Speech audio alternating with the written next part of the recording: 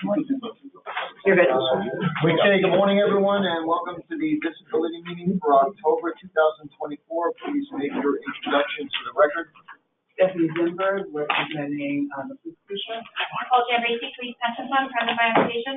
John Dawson, designee for Controller Bradley. Phil Dukes, designee for Mayor Adams. Damian Law, designee for Preston Nyblack, Finance Commissioner. Arthur Regner, PBA. Chris McGrath, PBA, present by invitation. Raymond Salamone, PBA. Sarno, PDA. Mark Reno, PBA by invitation. Joe McConey, PBA by invitation. Anthony Burley, SBA. Dan Jaffe by invitation, CEA, LPA, SBA, DEA. Jeffrey Ward, DEA. Vic Safrini, present as counsel for CEA, LBA, SBA, DEA. Lou Turco, LBA. Chris Monahan, CEA. Mark Tiskevich, Office of the Actuary, by invitation. Andy Vincent Miller, Police Pension Fund, present by invitation. Eli Kleiman, Chief Surgeon, by invitation. Bob Sensky, State Pension Fund, present by invitation. Kevin Holleran, Pension Fund, present by invitation. Marta Ross, Law Department, present by invitation. Rich Tussey, Medical Division, present by invitation. Trisha Waller, Medical Division, present by invitation. Christine Clyde, Police Pension, present by invitation. Stanley Thomas, Police Pension Fund, by invitation. Richard Diaz, Police Pension Fund, present by invitation. Ralph Mondale, Police Pension Fund, present by invitation. David Morris, PBA, present by invitation. Joy Kelly, DBA, present by invitation. Sonia Almonte, Police Pension Fund, present by invitation. Raymond Galvin, Police Pension Fund, present by invitation. Angela Trentz, Police Pension Fund, by invitation. Dante Nail, Police Pension Fund, invited by presentation. Antoinette Williams, Police Pension Fund, present by invitation.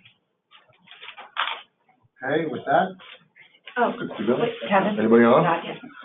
who is it? Gotcha. Oh, I'm sorry, okay. Good morning, Gati Dalal, Law Department, present by invitation. You're muted. Good morning, Darren Trotter, present by invitation. Law Department. Okay. All set? All right, public meeting, Police Pension Fund, page 1, to accept minutes of previous meeting, Tuesday, September 10th, 2024, and to confirm the next meeting date, Wednesday, November 13th, 2024. So, Article 2. Article 2, pages 2 through 66. Would like to so move that, please. I think that's a consensus. Thank you there, Mr. Ward.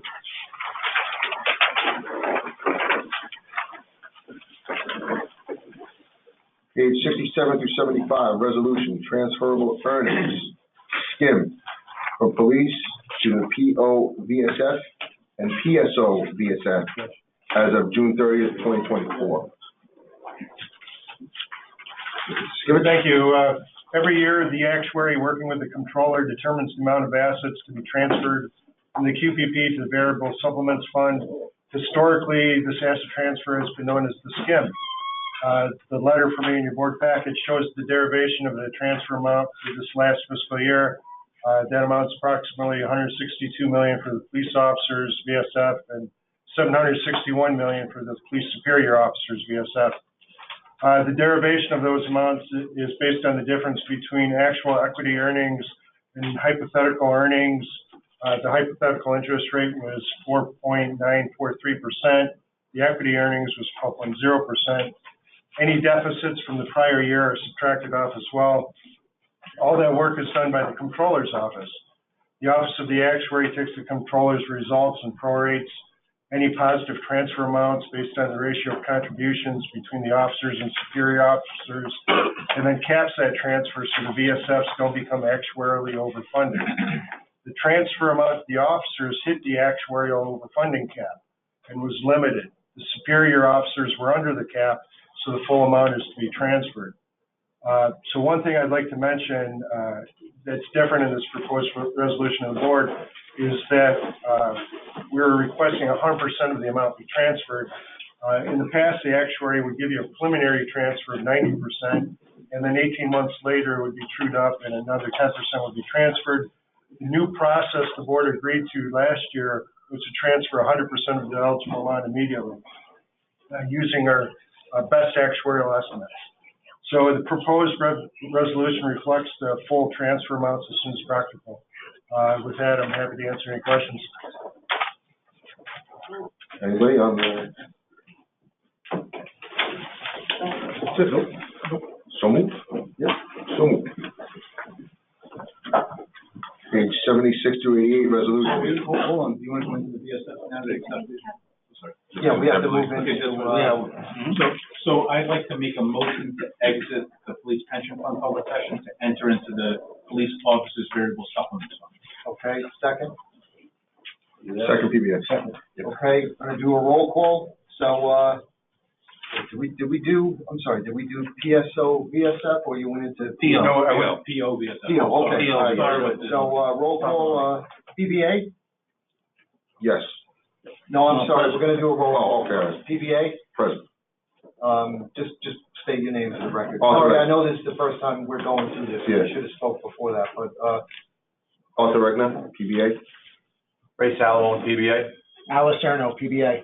Okay, finance, Damian Law Finance. mayor, Phil Dukes. and the controller. John Dorsett, designated control Broadway. Okay? Off the record. So, Should I say that on the proxy for Pat Hendry, Dan Torelli? I don't think we need to for this. No? Okay. Yeah, it's okay. Right? So I believe we're in this session to acknowledge acceptance of the transfer from the police pension fund to the police officers variable supplement fund as stated by the actuary. If the actuary could just give us the amount that's being transferred for the record. Just so we have a record of it. The amount is approximately 162 million. So if there's no objections, I'll make a motion to accept the payment. No objections. So we got a second. Yep. So noted. So I would now like to make a motion to exit the police officers variable supplements fund and enter into the police superior office, enter into the police pension fund public session. Is there a Do we have a second? second? Second. Okay. Now I would like to make a motion to exit the police pension fund and enter into the police superior officers variable supplements fund for purposes of discussing a transfer. CA second. Second, CA. So as similar to, oh, sorry. Roll call. DEA, Jeffrey Ward. SBA, Steve Early. LBA, Lou Charco. CEA, Chris Monahan. Commissioner of Finance, Damian Law. Mayor, Phil Dukes. and Controller. John Dorsett for control Broadway. Okay? So, similar to previous meeting, I would just like to acknowledge acceptance of the transfer from the police pension fund into the police superior officers variable supplement fund, and if the actuary could please provide us the amount. The amount is approximately 761 million. Okay, if there's no objections or any questions, then I would make a motion to accept the transfer. Second. So I believe that unanimous support for that, and I would make a motion to exit the police superior officers variable supplement fund and enter into the police pension fund. Second that. Okay? Next. Page 102 to 106, resolution, actuarial interest rate extension. So the actuarial interest rate is in statute, and it's 7%, and it expires on July 1st, 2025, which impacts the contribution rates for fiscal years 26 and later. The state legislature sets the interest rate based on the recommendations from various stakeholders. My recommendation is keep the interest rate at 7% and extend the expiration date 4 years to 2029. And we're asking the board's support for the Office of the Actuary to work with the law department in drafting the extender bill for this. I have a one-page slide outlining my thought process on this. It looks like it's on page 106 in your board packets. But it's a slide, I'll wait for a second to look at it.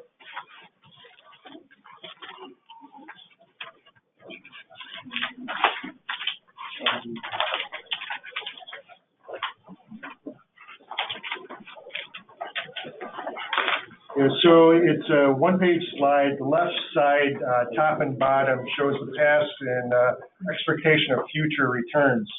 The upper left is the historical police returns summarized over periods of 10, 20, 30, and 40 years. It's not a perfect comparison when you look over time because the older years our gross returns in 2015 and later have investment expenses netted off, so they're net returns. So you see as the period, as older years drop off and newer years are added, there's this downward pressure where the returns look like they're getting smaller, but it's really just investment expenses being netted off. So the past returns show the plan has done well on average, but past returns, as we all know, are not indicative of future performance. The lower left-hand quadrant of that slide shows what your investment consultants expect the next 30 years to look like. And not just your investment consultants, but all 5 retirement systems. These are results we get when we surveyed the investment consultants when we perform your GASB, your governmental accounting reports, GASB 67, 68. And you can see there that police consultants expect, and all the other systems expect returns well above 7% for the next 30 years. The upper right-hand quadrant is a survey from NASRA, the National Association of State Retirement Administrators. It's a survey of 131 plans and what interest rate, what discount rate they're using. Included in the 131 plans is NYCers and TRS. Police, fire, and BRRS weren't in that, but you can see that the yellow arrow points to NYCers, and it's clustered around other plans at 7%. 7% is the median. It's fairly mainstream assumption used by other public sector retirement systems. And in the bottom right-hand quadrant is a statement from the comptroller's last actuarial audit, where Millman, an actuarial firm, reviewed the assumptions and basically said our economic assumptions are reasonable to them. The next actuarial audit, the RFP for the next actuarial audit is underway now for a new auditor, and that would be a 4-year audit. So that combined with the 7% assumption being reasonable, looking at the past and the future and what other plans are doing, and given that in 4 years we'll have another actuarial audit, my recommendation is to keep the 7% for another 4 years, kind of line it up with the comptroller's actuarial audit. One last point, in the statute that references the actuarial interest rate, it also sets 3 other interest rates that impact how interest is applied to member contributions. Those rates have historically not changed, and we're not recommending any changes to those. So I'm happy to answer any questions, but if not, we're asking the board for a resolution to support us in working with the law department to extend this 7% for another 4 years.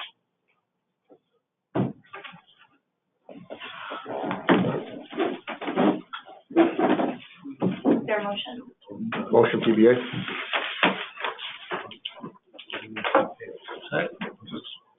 Just wait a second.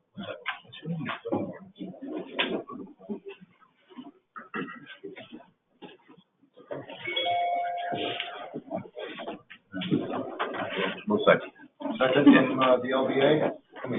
Okay, all in favor? Aye.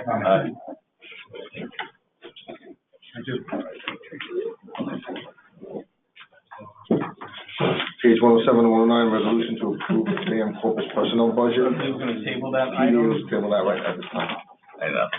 Page 110 to 111, request by retired PO Sajid Kiani, tax number 956021, to be examined for reinstatement of the Safeguard Provisions Act, Safeguard Provisions of Administrative Code 12-254. Remand. And that was at the member's request. So I believe that concludes the public agenda, and I would make a motion to exit public session and enter into executive session to discuss. Have we missed the budget? Or no, we haven't.